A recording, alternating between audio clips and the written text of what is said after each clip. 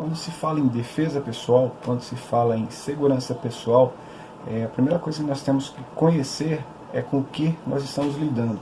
Uma forma básica de você trabalhar com isso é a utilização do que eu chamo de triângulo da ameaça, triângulo do crime ou triângulo da agressão. Basicamente é uma forma de você entender os elementos que são necessários para que haja uma atitude violenta, uma atividade criminosa, uma atividade agressiva. Eu trabalho com três itens. É a existência de um agressor, a existência de uma oportunidade e a existência de um modus operandi desse agressor. Tipo, o modus operandi é a maneira como ele vai te agredir, com um soco, com uma arma, em grupo, esse tipo de coisa. A existência do agressor é fruto de drogas, pode ser fruto da desigualdade social, pode ser simplesmente um distúrbio. E a outra é a oportunidade, né? A hora que você dá uma oportunidade de ser abordado e de ser agredido. Basicamente as duas primeiras elas não cabem atitude por parte de uma pessoa que está querendo incorporar um comportamento preventivo. Você não tem como interferir na maneira como ele vai te abordar e você não tem como interferir na existência do criminoso e do agressor. Então onde que você consegue atuar? Você consegue atuar na oportunidade. Então basicamente quando você elimina qualquer um dos vértices desse triângulo, você elimina a possibilidade de agressão. E o que está ao seu alcance é trabalhar na oportunidade.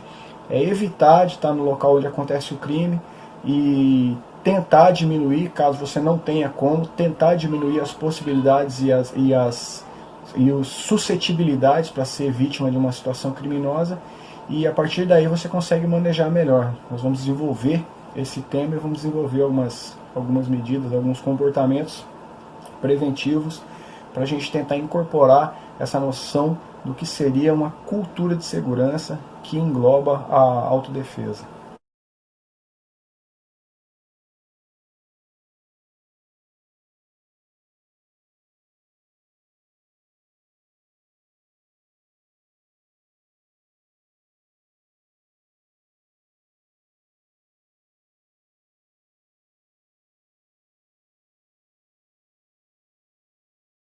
A partir do momento que você conhece a situação que você possa estar submetido, a situação, o risco que você possa enfrentar, existe um passo a passo, algumas atitudes que você incorpore que podem facilitar a tua capacidade de enfrentamento desse risco.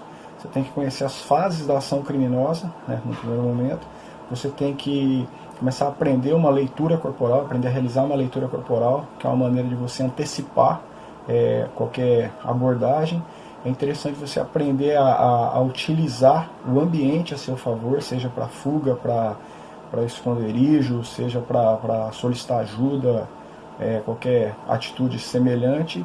É interessante também, inclusive, você estabelecer um círculo de segurança de 360 graus ao seu entorno, a partir do qual você começa a fazer uma observação mais acurada das possíveis ameaças que você pode enfrentar. Com relação às fases da ação criminosa, elas são duas, que é a seleção do alvo e a execução da ação.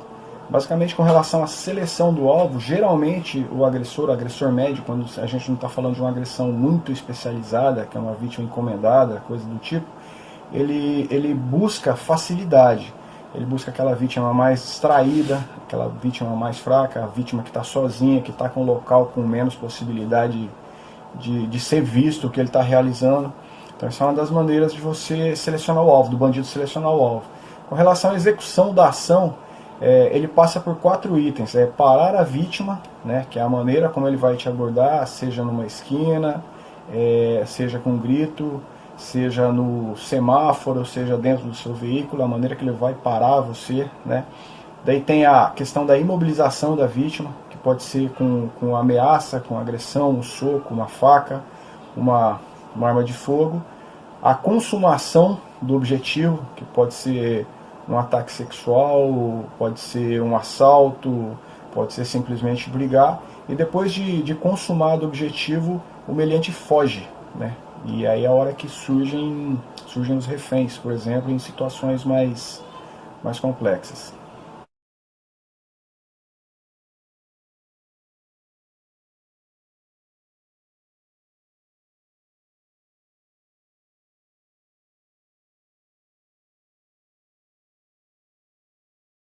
A leitura corporal pode-se dizer que é um dos pontos mais importantes quando a gente é obrigado a enfrentar uma ameaça. Tipo, quando você não conseguiu evitar de estar presente no local onde pode vir a acontecer uma agressão, um assalto, qualquer tipo de violência, e você se propõe ou é obrigado a enfrentar a possibilidade de uma ameaça. Através da leitura corporal, você observa itens como roupas, acessórios, posicionamentos, movimentos, emoções, o porte físico, a distância que o possível agressor está de você, e com base nisso você consegue preparar sua reação, antecipar possíveis agressões e inclusive antecipar situações de risco. Por exemplo, se você observa uma pessoa num clima muito quente com roupas de inverno, ele pode estar escondendo armas dentro da roupa, dentro de acessórios, como uma mochila.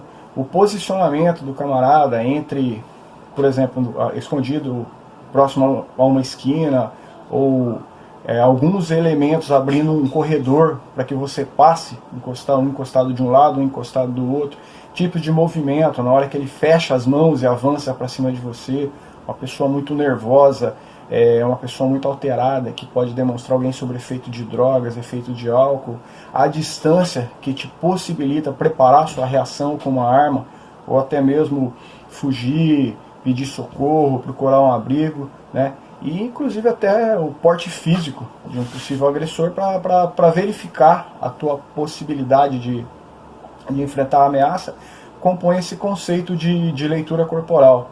É um conceito muito importante e é muito fácil de ser treinado. Você começa a observar as pessoas do seu entorno. Você começa a observar as emoções, verificar se uma pessoa está nervosa, se ela está agressiva, se ela está triste. Começa a observar o tipo de comportamento que ela tem com relação à vestimenta, que pode dizer alguma coisa sobre as emoções dela também. Você começa a observar pessoas nos entornos das suas casas, no trajeto que você faz para o trabalho, e começar a tentar ler as emoções, começar a tentar ler os indícios que essas pessoas dão de agressividade, de tristeza. Isso aí você pode trabalhar até, por exemplo, no caso de prevenção de suicídio de algum amigo, uma pessoa próxima, que você consegue antecipar vários comportamentos através da leitura corporal.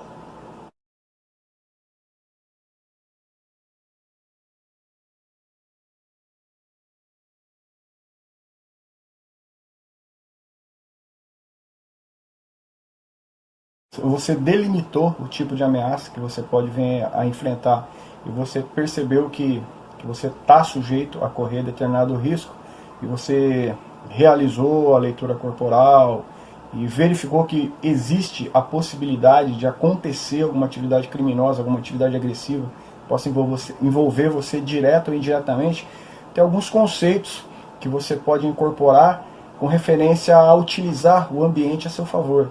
Todo o ambiente está a seu favor. Por exemplo, se você considera uma luta de ringue, ela, embora possa ser a mais violenta possível, ela está dentro de um ambiente controlado. Não vai entrar nenhum amigo do adversário, ninguém vai portar uma arma, não vão existir obstáculos no terreno, não vai existir um terreno mais áspero, mais escorregadio. Então, quer dizer, o ambiente é controlado. Isso aí ele te prejudica, mas ele pode servir também como uma forma de te ajudar numa situação de defesa pessoal ou de combate.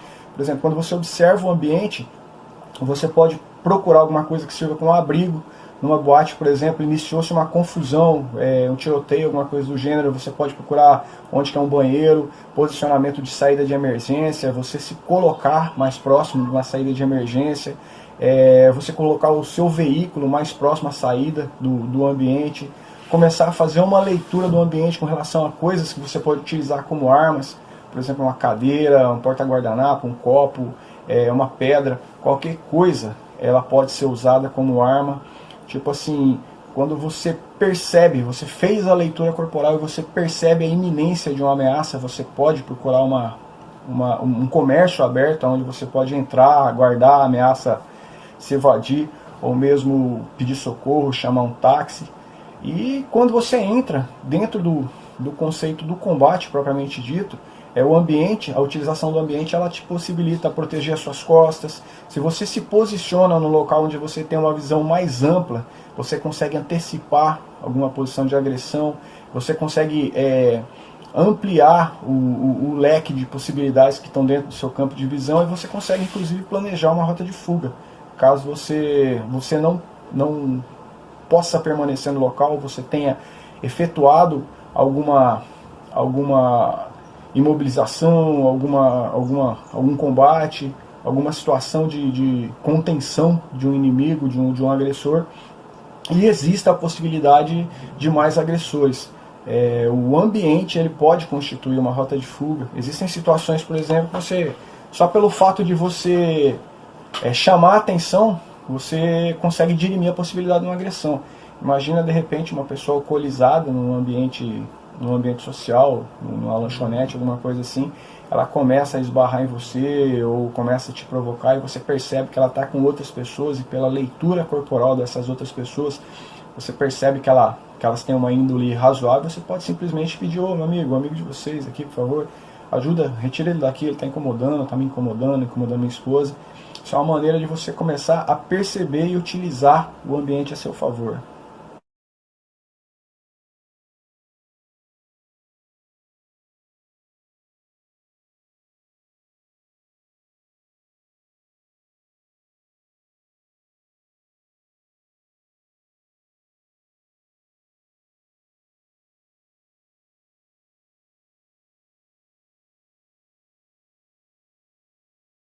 Você delimitou a ameaça, entendeu os conceitos de leitura corporal, entendeu os conceitos de utilização do ambiente a seu favor, seja para enfrentamento da ameaça, para evasão, fuga, proteção, abrigo, ou mesmo para combate. Existe um fator que ele engloba, que ele é imprescindível, como se fosse um recipiente de todos esses. É a criação de um círculo de reação, um círculo preventivo, um círculo de segurança. Eu costumo dividir esse círculo em 4 subcírculos, que eu chamo de círculo íntimo, que vai até 50 centímetros, de círculo pessoal, que vai de 50 centímetros a 1,5 m, o círculo social, que vai de 1,5 m até 3,5 metros, 4 metros, e o círculo público, que vai de 3 metros até 3,5 metros, 4 metros até cerca de 20 metros. Como que eu utilizo esses círculos de prevenção? Os 2 primeiros são os círculos que a gente usa para convivência. No círculo íntimo é namorada, esposa, pessoas de uma convivência bem mais íntima que são autorizados a adentrar. O pessoal já é teus amigos de trabalho, escola, esse tipo de coisa. O círculo social é um círculo que mantém uma possibilidade de observação, e é um círculo onde você mantém a maioria das pessoas. Você não deixa que as pessoas passem desse círculo. Esse círculo de cerca de 3,5 metros a 4 metros, ele, por exemplo, ele te dá uma possibilidade de você antecipar o saque de uma faca, você antecipar o fechamento de uma mão em indício de agressividade. Facilita com que você negocie, facilita com que você fuja e facilita com que você lute, se você tiver a possibilidade de lutar. Esses 3 círculos eles são delimitados por um maior, que a gente chama de círculo público, que é de cerca de 20 metros. O que é esse círculo público? É um círculo a partir do qual qualquer pessoa que adentre, né, nesse círculo público com um raio de 20 metros, ele se torna objeto da sua observação. Então, quer dizer, a partir de 20 metros, em 360 graus ao seu entorno, qualquer pessoa que adentrar é objeto de você realizar uma leitura corporal. E a partir da leitura corporal e da detecção de determinada ameaça, você começar a utilizar, ver maneiras de utilizar o ambiente a seu favor. Seja preparando uma fuga, seja procurando um abrigo, seja chamando a atenção de alguém, seja procurando e utilizando o objeto como arma, ou seja preparando o seu armamento pessoal para utilização dentro de um campo de visão maior, com uma possibilidade de antecipação dessa ameaça.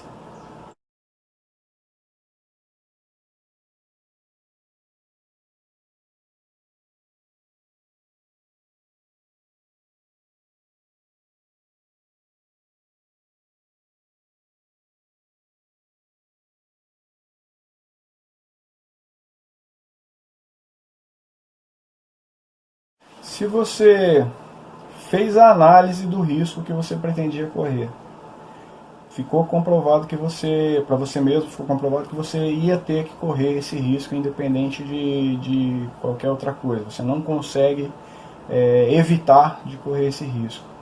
Daí você fez a avaliação anterior, você compôs o seu círculo reativo, o teu círculo de prevenção, realizou a leitura corporal, realizou a leitura do ambiente, e mesmo assim você não conseguiu evitar uma abordagem. Quando a gente fala, por exemplo, de uma situação criminosa, uma situação de assalto, você tem que avaliar as possibilidades. Você vai levar em consideração, por exemplo, perder os bens.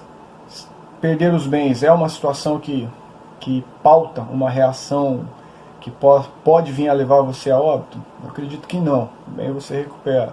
Perder a dignidade já é um caso que você tem que pensar melhor, porque o trauma que isso pode vir a te causar pode vir a ser uma coisa que vai te perseguir, te prejudicar para o resto da vida. Já é um ponto onde você tem que considerar a possibilidade de uma reação no sentido de um combate, de uma luta. Perder a vida, tenho que falar, né? Se você corre risco de perder a vida, é melhor você tentar sobreviver, você tentar combater, tentar reagir, do que perder a vida.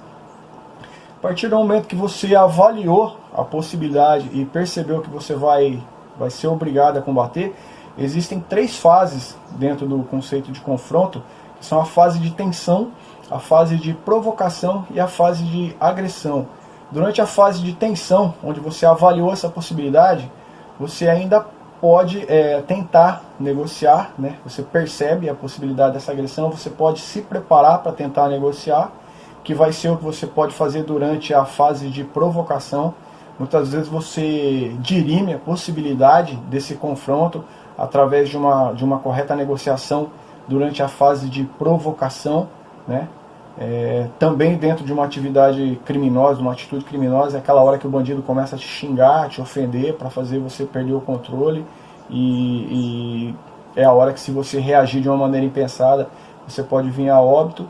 E tem a fase de agressão, quando iniciou-se a possibilidade, quando iniciou-se a agressão, é a hora que você tem que colocar em prática a estratégia que você pré-definiu quando resolveu enfrentar essa ameaça. Seja a utilização de uma arma improvisada, seja a utilização do teu equalizador de força, que a essa altura já deve estar a postos, e a partir daí é tudo ou nada. Eu recomendo que, se você chegar numa fase de agressão, onde a sua vida esteja em risco, toda e qualquer reação ela deve ser efetuada com força total. Todo aquele medo que possivelmente você deve estar sentindo, você tem que transformar em agressividade e tentar salvar a sua própria vida.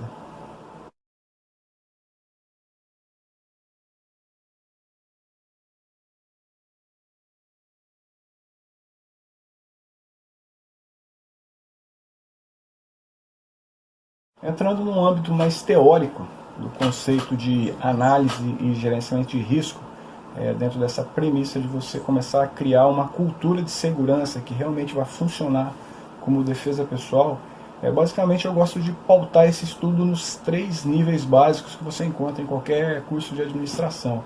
Eu falo do nível estratégico, do nível tático e do nível técnico operacional.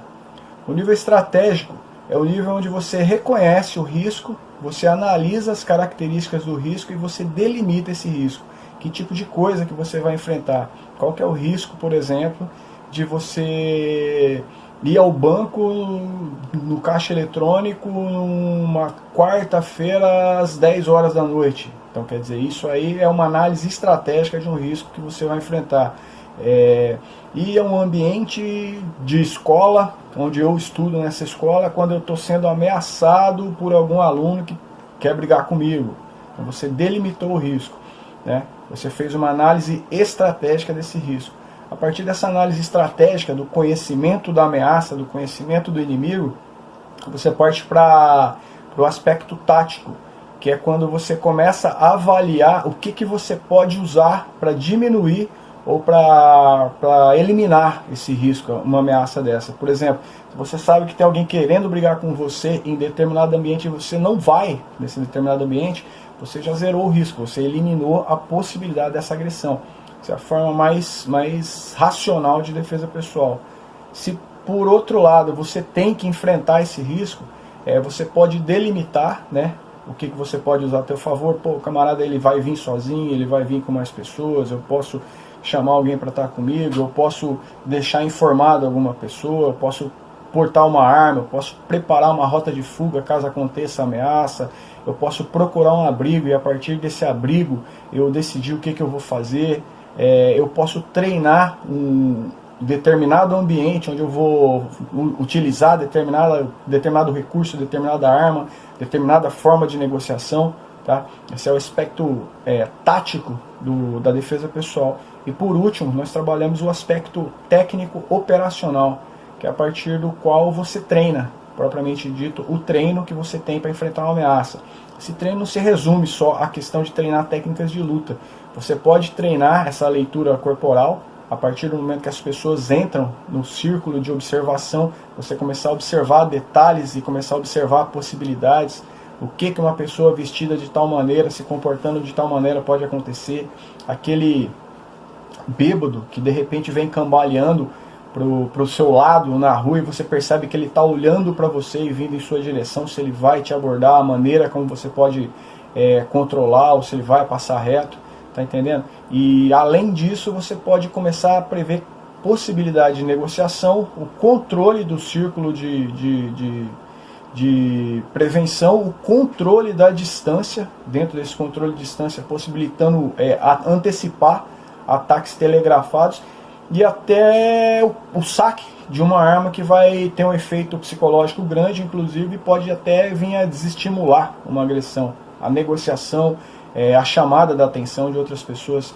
Então basicamente quando a gente fala em defesa pessoal dentro do nosso método, a gente está falando em toda uma cultura de segurança envolvendo esses 3 níveis de avaliação. Você só luta efetivamente em último caso, e você só luta sem armas no mais extremo ponto do conceito. A premissa dentro de um conceito de defesa pessoal não é a vitória, não é a satisfação do ego, porque eu bati, porque eu ganhei, é a sobrevivência.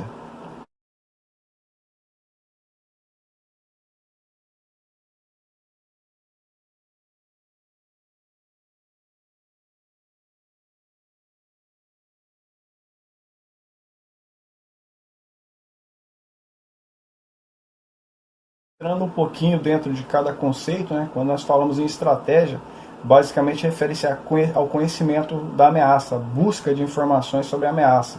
É nesse momento que você avalia o local que você vai se encontrar presente, o local onde você encontra determinada ameaça e o horário, avaliando questão de reputação do local, avaliando o trajeto, avaliando companhia. Muitas vezes só o fato de você estar acompanhado, de você estar com algumas pessoas locais que já desestimulam a ação de criminosos contumazes, né? Pessoas locais diminuem a ação de criminosos contumazes, ou mesmo um grande número de pessoas, e é o tipo de coisa que você faz quando você faz uma análise estratégica de um risco. Analisar o nível dos frequentadores de determinado ambiente também é bastante importante. Você saber que é um local que tem constantes brigas, que o pessoal fica alcoolizado muito cedo, onde tem muitos usuários de droga, onde o pessoal realmente vai para brigar. Essa análise é a análise estratégica, ela se refere ao conhecimento da ameaça, né? Nessa análise estratégica você consegue avaliar a existência de saída de emergência, avaliar a existência de um estacionamento, avaliar a existência de um local, um balcão, por exemplo, um banheiro que você pode utilizar como abrigo, entre outras coisas. Conheça o inimigo, conheça a ameaça, dentro de um conceito meio próximo a Sun Tzu.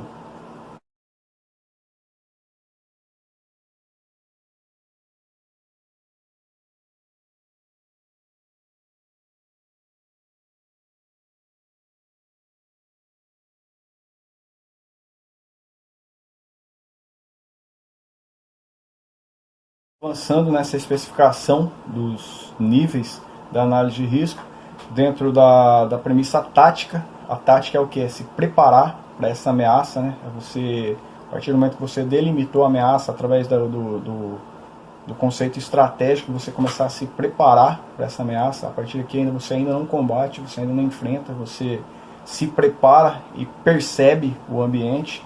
É a hora que você analisa, por exemplo, uma rota de fuga, você percebe possibilidades de fuga, onde que tem uma saída de emergência, onde que tem um local que você possa vir a se abrigar, né, um abrigo.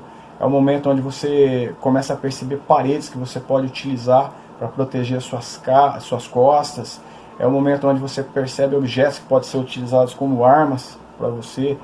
No escritório pode ser, por exemplo, uma caneta, numa boate pode ser uma garrafa, dentro da sua casa, quando você fala de uma ameaça passional, pode ser uma faca, um controle de televisão. Você começa a observar, por exemplo, uma mesa que você pode colocar como obstáculo entre você e um agressor. Você pode começar a planejar para onde você se direcionaria para trabalhar uma ameaça, onde você se encontra mais protegido, de que maneira você pode fugir dessa ameaça.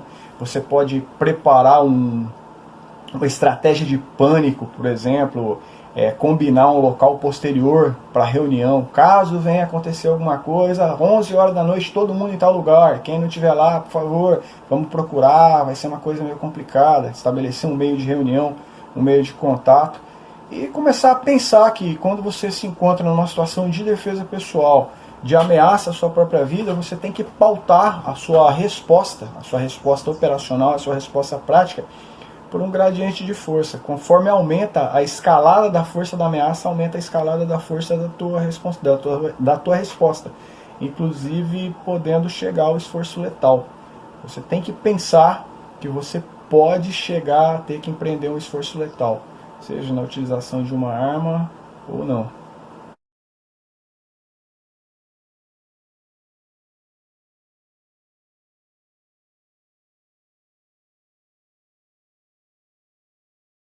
Terceiro nível, né, que é o nível técnico operacional, é quando nós falamos já da ação, da chegada à ação. É a partir do momento quando você começa a estabelecer um controle de distância entre você e o possível agressor, um controle que te faculta negociar, que te faculta se colocar numa posição onde você consegue fazer um trabalho do aspecto psicológico da ameaça, aquela coisa das mãos em posição de rendição. É a partir do momento onde você já tem uma estratégia de socorro pré-estabelecida, que você vai solicitar o apoio de pessoas que já vão estar olhando para você e preparadas para te auxiliar. É o momento onde você pega a sua arma, você pega o seu canivete tático, o seu bastão retrátil, seu cubotã, sua caneta, seu copo, sua carteira. É o momento onde você já está preparado para combater. É o momento onde você tem que usar as técnicas de defesa pessoal e de combate que você já deve ter treinado exaustivamente no aspecto tático da defesa pessoal. Esteja pronto, esteja atento, sobreviva.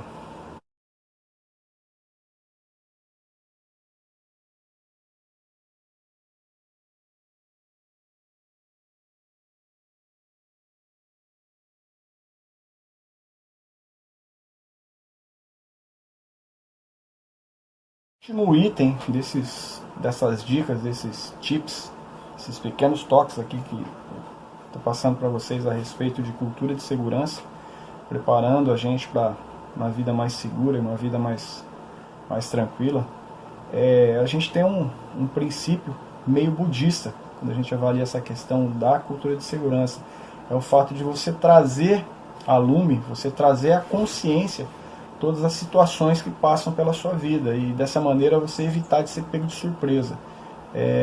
Um dos grandes fatores de descontrole emocional, de estresse, de tensão ou mesmo de perda da segurança é o fato de você se encontrar desatento, você se encontrar perdido no momento, você não se encontrar no domínio pleno da situação e do momento onde você se encontra. Então a cultura de segurança, com o objetivo a defesa pessoal, a autodefesa, ela prega muito essa questão da consciência plena do momento.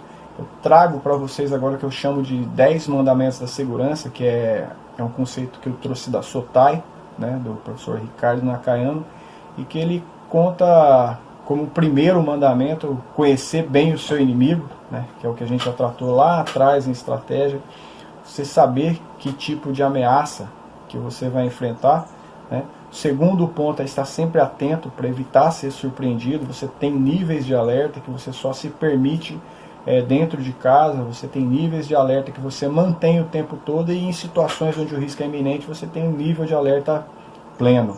O terceiro item seria não ser escravo da rotina. Por que não ser escravo da rotina?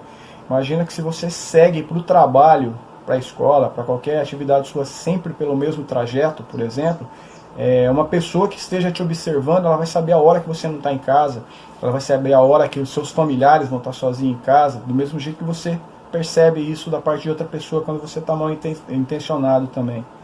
O quarto item é o de não fazer inimigos, porque a gente tende a pensar no inimigo só do aspecto imediato, né, do camarada que vai te agredir imediatamente, mas o fato de você ter um inimigo significa informações a seu respeito para outras pessoas, para criminosos, para golpistas, significa alguém criando um sentimento negativo e mais ódio em torno de você, ou seja, criando mais inimigos. O inimigo ele se multiplica, ele nunca permanece no nível do inimigo único, tá entendendo? Então uma coisa importantíssima é você fazer o mínimo possível de inimigos. Quanto mais invisível você passa na multidão, menor é a possibilidade de você ser agressivo, ser agredido.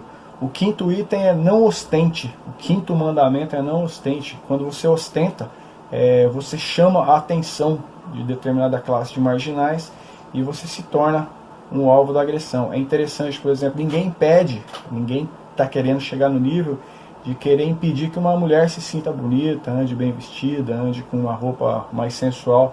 Só que você consegue planejar esse tipo de situação também. Você consegue, desde planejar um trajeto de entrada e de chegada com pessoas de confiança e saber, a partir da análise do ambiente, saber se você pode utilizar determinado bem em termos de ostentação e que não vai atrair determinado nível de agressividade para você. O sexto mandamento: não esteja onde o crime acontece, não esteja onde a agressão acontece.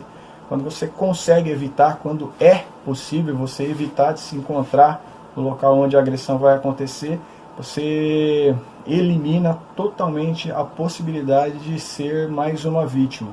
O sétimo item seria: transforme o medo em agressividade. O medo ele congela. O medo ele congela toda a possibilidade de reação. Muitas vezes uma pessoa é abordada dentro de um carro num assalto, um meliante pede para você sair do carro e você congela e você não consegue sair. Ele encara isso como uma afronta. Ele encara isso como uma afronta e ele pode vir a te matar, te eliminar ali. Quando você sente um medo muito forte numa situação de ameaça à sua vida, o ideal é você transformar ele em agressividade, você transformar ele em raiva, seja no fato de você se retirar o mais rápido possível, tentar fugir o mais rápido possível, ou numa situação em que você tenha que reagir, você utilizar força total com o objetivo a eliminar realmente a ameaça. Não tentar conter uma ameaça, tentar eliminar realmente uma ameaça. O oitavo item: não menospreze os riscos. Isso aí é o clássico, achar que só vai acontecer com os outros. Isso aí é basicamente o que torna a realidade a maior parte dos crimes que a gente acontece. Aquela confiança que você tem em pessoas que você nunca viu, aquela tranquilidade que você tem para andar num ambiente onde você nunca esteve, isso aí se resume a menosprezar os riscos. Se você não menospreza os riscos, você diminui a possibilidade de se tornar uma vítima. O nono mandamento: não economize em segurança. Vou falar uma dica simples que inclusive está num dos livros da Sotai. Você quer economizar 20 reais para não deixar seu carro no estacionamento, na hora que você sai, um camarada quebrou o para-brisa.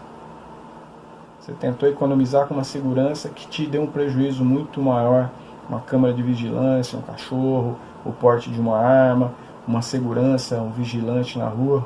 Essa economia muitas vezes ela acaba saindo mais cara e pode vir a custar até a sua própria vida. E o décimo mandamento: não fale mais do que o necessário. Esse fale mais do que o necessário, ele pode ser a nível simplesmente figurativo, simplesmente visual, ou mesmo de conversa mesmo. Quando você está com o celular na mão conversando no ambiente público você começa a dar informações a seu respeito. Ah, eu moro em tal lugar, tal hora eu vou estar lá em casa. Nada te garante que uma pessoa que seja próxima está ouvindo isso aí não pode usar contra você. Ou quando você coloca aquele adesivo no seu carro que mostra você, a sua esposa, seus 2 filhos e o cachorro, você está dizendo o que você tem. Ou quando você coloca um adesivo da faculdade que você estuda, você está dizendo o horário que você estuda, basicamente. Tá entendendo? Você está fornecendo, você está falando mais do que o necessário, você está dando informações a seu respeito que podem ser usadas contra você. A rede social faz muito isso aí. Aquela foto que você tira dentro da sua casa e você mostra os itens que você tem dentro da sua casa, toda aquela exposição dos itens que você tem dentro da tua casa podem despertar a ambição de algum marginal. Itens assim eles te colocam muito em risco. Esses 10 mandamentos da segurança, desde que observados de uma maneira consciente, de uma maneira racional, eles podem diminuir realmente em muito a possibilidade de que você se torne uma vítima.